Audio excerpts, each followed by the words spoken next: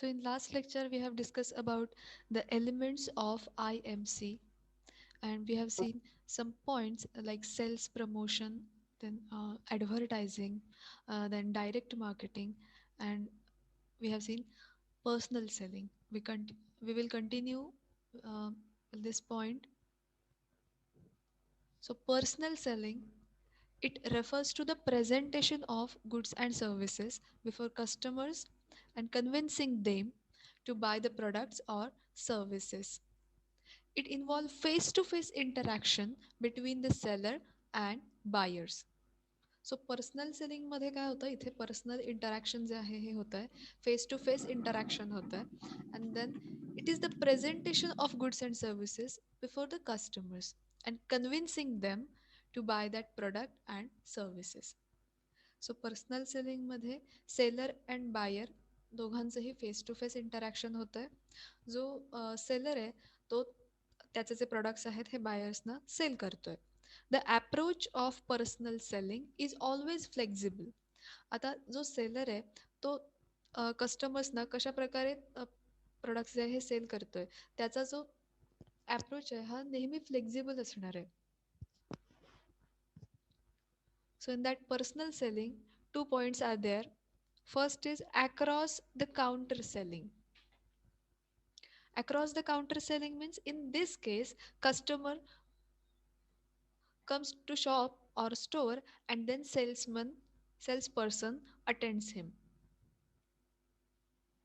So across the counter म्हणजे काय इथे होतं, तर जो बायर आहे, जो कस्टमर आहे, तो त्या शॉपमध्ये जातो आणि त्या शॉपमध्ये गेल्यावर जो शॉपकीपर आहे किंवा तिथला जो अटेंडंट आहे, तर तो त्या जे काही प्रोडक्ट्स आहेत त्याची इन्फॉर्मेशन त्या बायरला, त्या कस्टमरला प्रोव्हाइड करतो. So can you see this image across the counter? Yes, ma'am. Yes, ma'am. Okay. So हा पॉईंट लक्षात आला. अक्रॉस द काउंटर मीन्स तिथे जे कस्टमर्स आहेत ते पर्सनली त्या शॉपमध्ये जातात अँड देन तिथे त्यांना जे काही प्रोडक्ट हवं आहे ते त्याची इन्फॉर्मेशन तिथल्या अटेंडंटकडून किंवा तिथला जो कोणी शॉपकीपर आहे त्याच्याकडून त्यांना मिळते. So that is about personal selling. Next part is door to door selling. In this case, the salesperson goes to the residence of customer. So this is the one of type of door to door selling. Means जो cells person आहे तर तो घरोघरी जाऊन त्याचे जे काही products आहेत ते त्याची इन्फॉर्मेशन प्रोव्हाइड करून त्यांना ते प्रोडक्ट्स जे आहेत हे दाखवून त्या तो सेलिंग करत असतो त्याचे जे प्रोडक्ट्स आहेत ते. So this is another type of personal selling. So across the counter and door to door selling. Personal selling मधले दोन important point means here personal selling involve face to face interaction between buyer and seller, and the approach of personal selling is always flexible.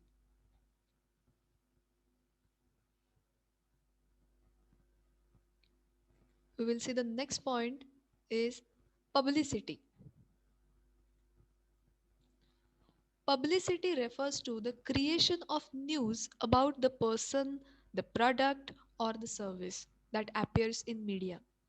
आता publicity म्हणजे काय, तर एखादा person, एखादा product किंवा एखादी जी service that appears in media, ती मीडियामध्ये असलेले एखादे व्यक्ती असेल, एखादं प्रॉडक्ट असेल, एखादं सर्व्हिस, तर त्याच्याबद्दल एक न्यूज क्रिएट केली जाते. That is the publicity. The main objective of publicity is creation of image through independent source. आता ह्याचा बेसिक पर्पज काय आहे, तर ते जे प्रॉडक्ट आहे किंवा ती जी सर्व्हिस आहे तर त्याच्याबद्दल जास्तीत जास्त लोकांना इन्फॉर्मेशन प्रोव्हाइड करणं and then creation of image. कस्टमर्सच्या माइंडमध्ये त्याच्याबद्दल एक पॉझिटिव्ह इमेज क्रिएट करणं हे त्यांचं बेसिक ऑब्जेक्टिव्ह असतं. People generally like to pass the information that has a news value. लोकांना जास्तीत जास्त काय आवडतं, तर अशी इन्फॉर्मेशन लोकांना पास करायला आवडते की जिला एक व्हॅल्यू असेल, न्यूज व्हॅल्यू असेल.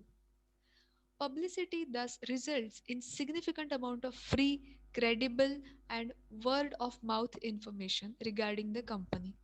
मग बरेचदा पब्लिसिटीमध्ये इथे काय होतं, तर लोक त्यांना एखादा प्रोडक्ट एखाद्या पर्सनला जर एखादा प्रॉडक्ट आवडलं किंवा त्याला ते जर सूट झालं, इफेक्टिव्ह असेल, तर डेफिनेटली तो त्याच्या फ्रेंड्सना किंवा त्यांच्या रिलेटिव्हजमध्ये किंवा अजून लोकांना ते प्रॉडक्ट यूज करण्यासाठी सजेस्ट करेल किंवा त्या प्रॉडक्टबद्दल जी काही त्याला अ, अ, चांगले रिझल्ट्स आलेत ते तो लोकांबरोबर शेअर करेल. That a word of mouth information regarding that product or regarding that company. आता ही पब्लिसिटी जी आहे ही दोन प्रकारची असते. पब्लिसिटीचे पण दोन टाईप्स आहेत, पॉझिटिव्ह अँड निगेटिव्ह. जर एखादं प्रॉडक्ट मार्केटमध्ये चांगलं असेल, त्या प्रॉडक्टकडून जर चांगले रिझल्ट्स मिळत असतील, देन त्याची पब्लिसिटी जी आहे ही डेफिनेटली पॉझिटिव्ह होणार आहे. जर एखादा प्रॉडक्ट एखाद्या पर्सनला नाही आवडलं किंवा त्यांना त्याचे रिझल्ट्स तेवढेसे बेटर नाही मिळाले, तर त्याची निगेटिव्ह सुद्धा पब्लिसिटी होण्याचे चान्सेस असतात. सो पब्लिसिटी जी आहे, publicity means it refers to creation of news about person, product और सर्विस. सो पब्लिसिटीमध्ये ते प्रोडक्ट मार्केटमध्ये कसं आहे किंवा त्या प्रोडक्टविषयी त्यांना जो काही एक्सपिरियन्स आहे, त्यांना जो काही अनुभव आलेला आहे, तर लोक ते जनरली इन्फॉर्मेशन जे ही पास करतात. That is the publicity. Are you getting this point? Yes, ma'am. Yes, ma'am. तुम्ही बरेचदा असे पण काही हे बघितले असतील, काही इंटरव्ह्यूज की ज्याच्यामध्ये किंवा काही फीडबॅक्स असे सुद्धा घेतात की हे तुम्ही प्रोडक्ट काही जे वीक्स आहेत हे यूज करून बघा अँड देन तुम्हाला जे रिझल्ट्स आले ते तुम्ही आमच्यासोबत शेअर करा. आणि त्यांना जे काही चांगले रिझल्ट्स आले असतील किंवा त्यांना जे काही त्या प्रोडक्टबद्दल वाटलं असेल, तर त्यांचा एक इंटरव्ह्यू घेतला जातो. सो असे सुद्धा काही प्रकार असतात की ज्यामध्ये अशा प्रकारे त्यांचा इंटरव्ह्यू घेऊन ते ॲडव्हर्टाईज केलं जातं की येस, ह्या कस्टमर्सनी हे प्रॉडक्ट यूज केले आणि त्यांना त्यांचे रिझल्ट्स खूप चांगले आलेत. अशा सुद्धा प्रकारची पब्लिसिटी असते.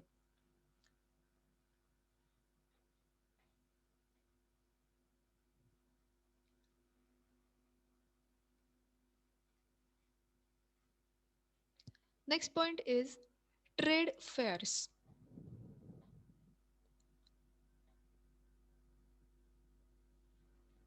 सगळ्यांना इमेज जी ही विजिबल आहे? Yes, ma'am. Yes, ma'am. Okay. So Yes, तुम्हाला ma'am. या इमेजमध्ये तुम्हाला काय दिसतंय? Trade fares.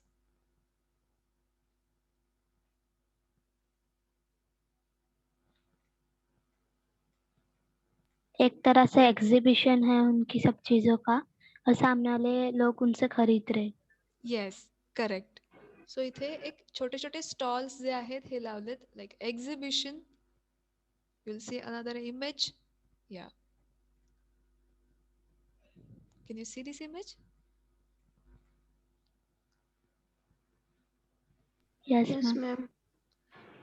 सो इथे एक प्लेस जी आहे त्या प्लेसमध्ये काही असे छोटे छोटे कंपार्टमेंट्स केलेत आणि तिथे त्यांनी त्यांचे जे स्टॉल्स आहेत किंवा त्यांचे जे प्रॉडक्ट्स आहेत ते एक्झिबिशनसाठी इथे ठेवलेले आहेत. So that is about the trade fair. अशा प्रकारे ट्रेड फेअर्स असतात की जिथे कंपनीने त्यांचे जे काही न्यू प्रोडक्ट लॉन्च केलेले आहेत, ते न्यू प्रोडक्ट जे लॉन्च करतात, तर त्याचं एक एक्झिबिशन लागलं जातं. That is the trade fares. आणि इथे फक्त कस्टमर्स नाही तर बिझनेसमन, कस्टमर्स असे वेगवेगळ्या प्रकारचे जे लोक आहेत हे ट्रेड फेअर्समध्ये येत असतात. तेव्हा त्यांना वेगवेगळ्या कंपनीजचे वेगवेगळे प्रोडक्ट्स जे आहेत हे कळतात. Let's see the information. Trade fairs and exhibitions.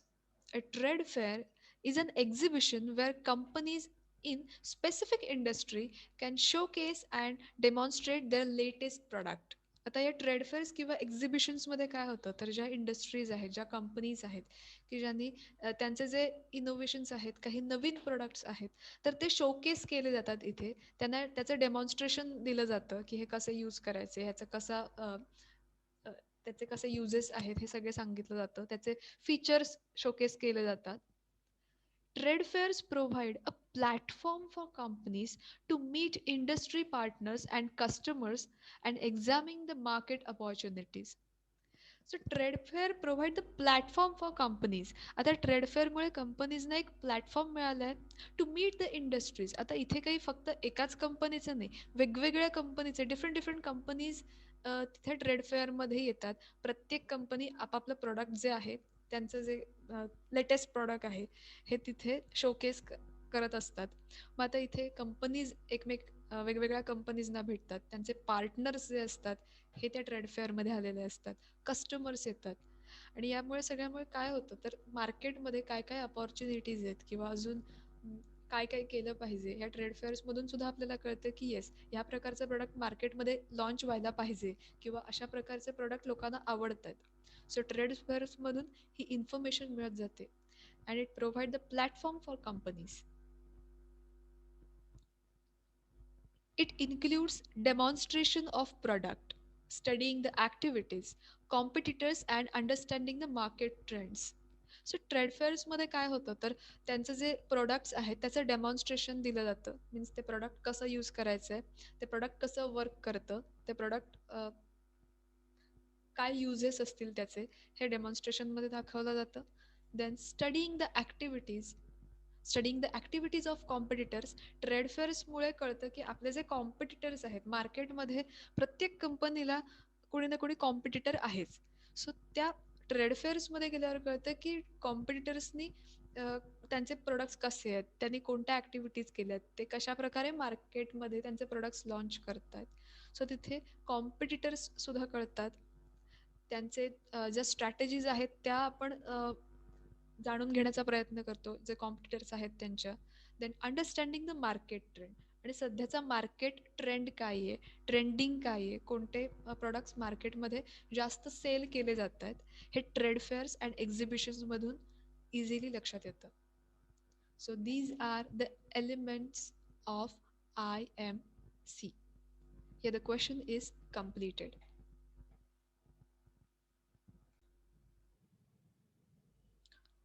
So this is our third question.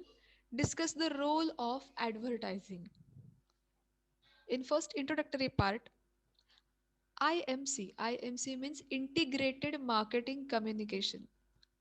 Keep in mind IMC, त्याचे जे फुल फॉर्म्स आहेत, आता इथे ॲडव्हर्टायझिंगमध्ये काही ॲब्रिव्हिएशन्स दिलेले असतात, त्याचे फुल फॉर्म जे आहेत हे लक्षात ठेवा. IMC, Integrated Marketing Communication. IMC consists of all marketing communication tools used by the organization to promote their products among the target audience. So, in the introductory part, we have already seen the promotional tools or communicating tools used in IMC. So, the purpose of this IMC is to promote the goods, promote the products among the target audience. Advertising is an important element of IMC. आता advertising हा IMCचा एक important part आहे. It also influence the other elements of IMC. And then advertising हे other एलिमेंट्समध्ये सुद्धा influence करते. आता ॲडव्हर्टायझिंगचा काय रोल असेल बाकीच्या एलिमेंट्समध्ये, ते ह्या क्वेश्चनमध्ये आपण बघणार आहोत. So the direct role of advertising.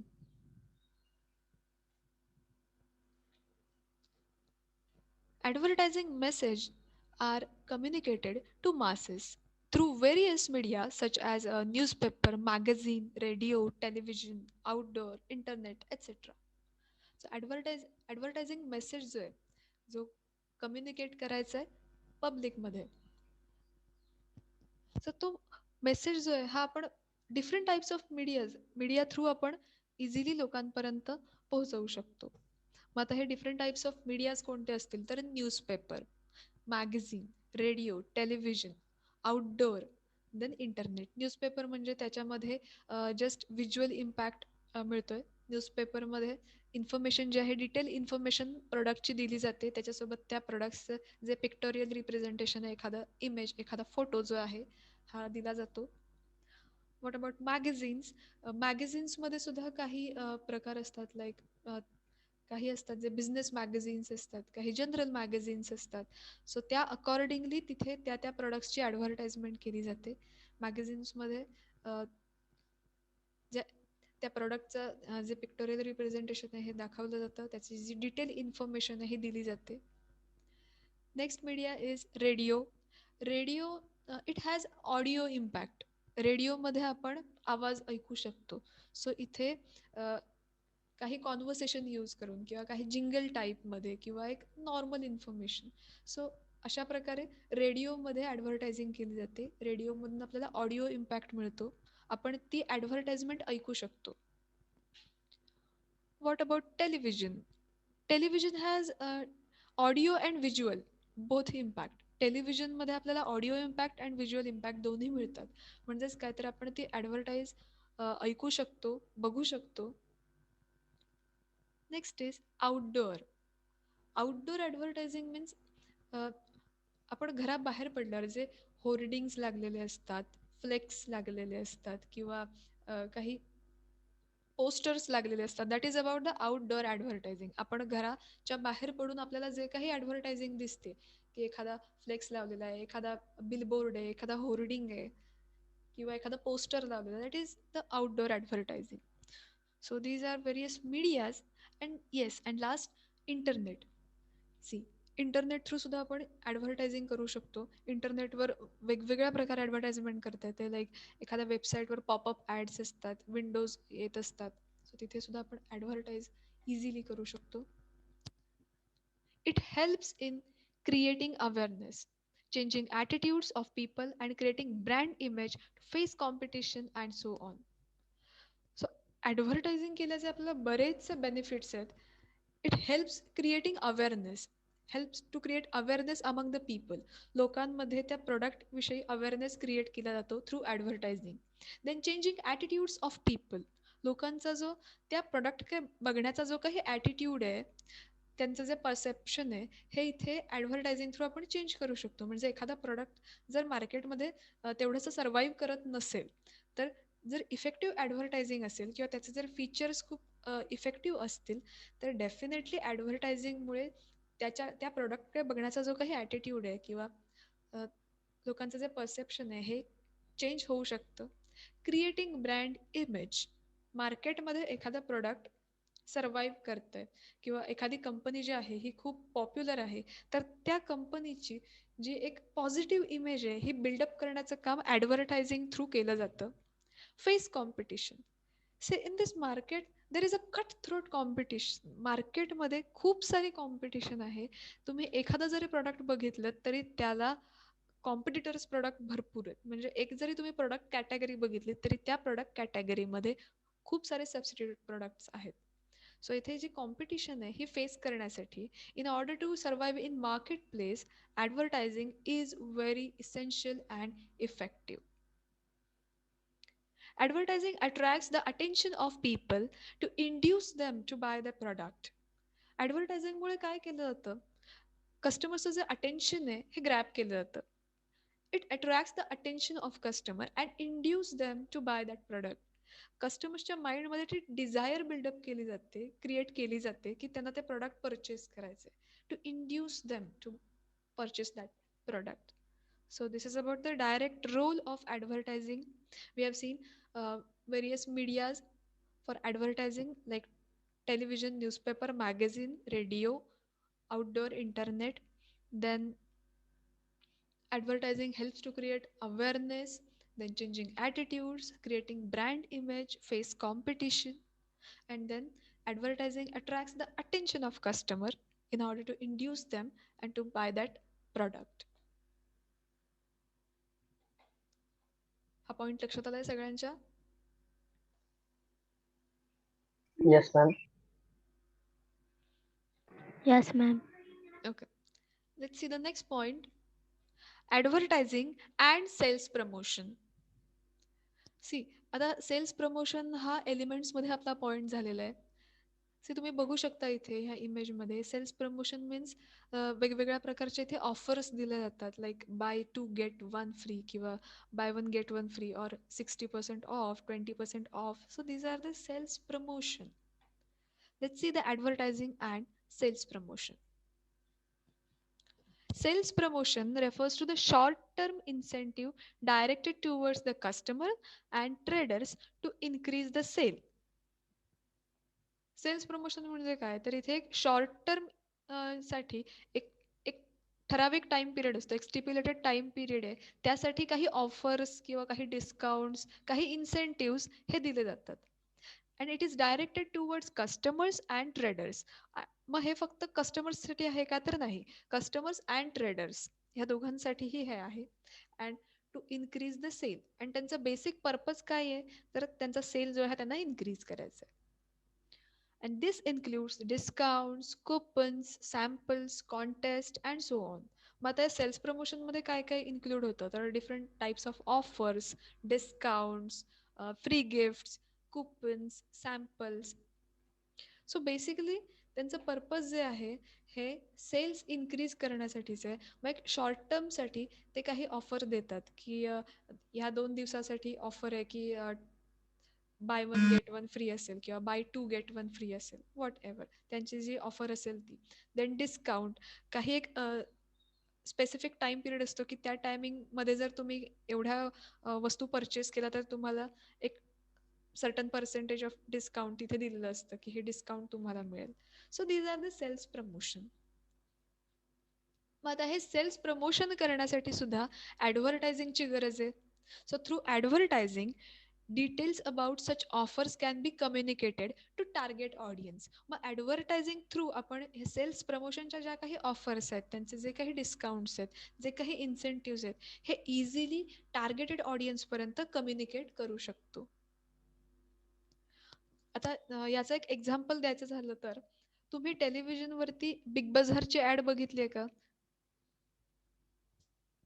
Yes, Yes, ma'am. ma'am. तर त्यामध्ये बरेचदा बिग बाजारचे एक काहीतरी वेन्सडे सेल असेल किंवा वीकेंड असेल, एक 2 ते 3 दिवसांसाठी काही एक सेल असतो आणि त्या पर्टिक्युलर टायमिंगमध्ये जर त्यांनी परचेस केलं, काही तिथे प्रॉडक्ट्स परचेस केले, तर त्यांना एक ठराविक डिस्काउंट मिळतं किंवा काही ऑफर्स मिळतात. सो ही ॲडव्हर्टाईज तुम्ही टेलिव्हिजनवर बघितलेली आहे. मग ह्या ज्या सेल्स प्रमोशनच्या ॲक्टिव्हिटीज आहेत, जर ह्या ॲडव्हर्टायझिंग थ्रू लोकांपर्यंत पोहोचतात आणि जर ॲडव्हर्टायझिंग केली नाही तर लोकांपर्यंत हे पोहोचणारच नाही. म्हणजे सेल्स प्रमोशन तिथे असून सुद्धा, डिस्काउंट्स ऑफर असून सुद्धा लोकांपर्यंत पोहोचणार नाहीत. म्हणजे काय, तर हे सेल्स प्रमोशन लोकांपर्यंत पोहोचण्यासाठी, टार्गेटेड ऑडियन्सपर्यंत रीच होण्यासाठी advertising plays an important part. अजून तुम्ही कोणत्या एक्झाम्पल्स सांगू शकता का, की तुम्ही एखाद्या टेलिव्हिजनवरती, न्यूजपेपरमध्ये किंवा कुठच्याही मीडिया वरती एखादी ॲडव्हर्टायझिंग बघितली आणि त्यामध्ये सेल्स प्रमोशन केलंय? आठवते का एखादी advertise?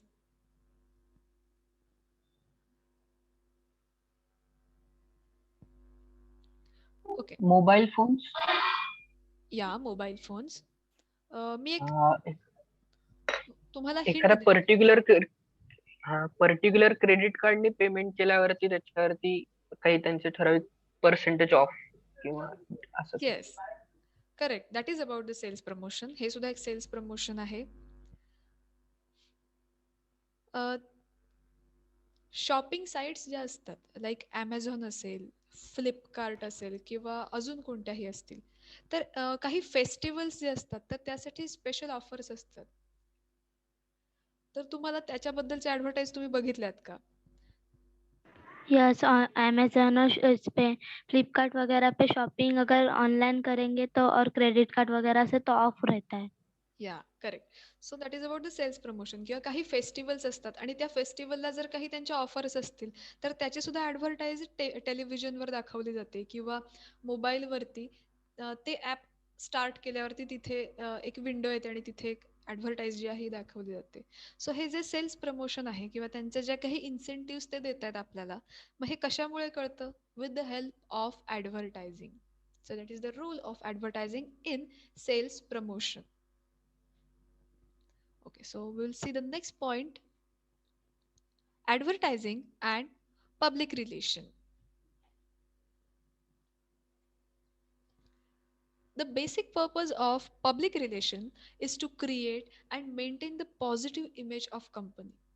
So it's a basic objective काय आहे? To create positive image in the minds of customer. कस्टमरच्या माइंडमध्ये त्या कंपनीची किंवा त्या प्रोडक्टची एक पॉझिटिव्ह इमेज क्रिएट करणं हे त्यांचं बेसिक पर्पज आहे. Advertising plays an important role in public relation activities. मग आता हे पब्लिक रिलेशन बिल्डअप करण्यासाठी ॲडव्हर्टायझिंगचा खूप इम्पॉर्टंट पार्ट आहे किंवा इथे advertising plays an important role. Through proper communication, people are made aware of achievements of company, its contribution towards the society and so on. जर proper communication होत असेल ॲडव्हर्टायझिंगमधून तर ॲडव्हर्टायझिंगमध्ये बरेचदा त्या कंपनीचे ज्या काही अचीवमेंट्स आहेत किंवा त्या कंपनीचे प्रोडक्ट वापरल्यावर कस्टमर्सचे जे काही त्यांना कस्टमर्सना जे काही रिझल्ट्स मिळालेत ते जर चांगले असतील तर ॲडव्हर्टायझिंग थ्रू ते सुद्धा शोकेस केले जातात, ते सुद्धा तिथे कम्युनिकेट केले जातात. आणि त्या कंपनीने किंवा त्या ब्रँडने किंवा त्या प्रॉडक्टने जर सोसायटीसाठी काही वेलफेअर ॲक्टिव्हिटीज जर केल्या असतील तर हे सुद्धा ॲडव्हर्टायझिंग थ्रू आपण शोकेस करू शकतो. आणि याच्याचमुळे जास्त कस्टमरच्या माइंडमध्ये एक पॉझिटिव्ह इमेज जी आहे ही क्रिएट केली जाते.